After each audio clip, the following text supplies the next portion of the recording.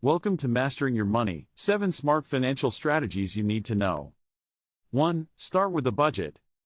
Creating a budget is the foundation of financial success. Keep track of your income and expenses, and allocate your money wisely. Prioritize your needs, but also set aside funds for savings and investments. 2. Pay off high-interest debts first. If you have debts with high interest rates, tackle those first. Make larger payments towards credit cards or loans with high APRs. By paying off these debts sooner, you'll save money on interest in the long run. 3. Build an emergency fund. Unexpected expenses can pop up at any time.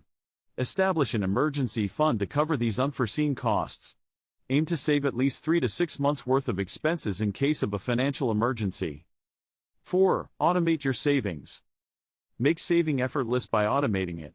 Set up automatic transfers from your checking account to your savings or investment accounts. This way, your savings grow without you even thinking about it. 5. Diversify your investments. Don't put all your eggs in one basket.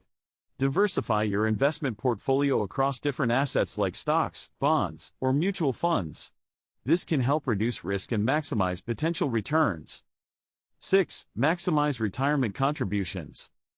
Take advantage of retirement savings benefits.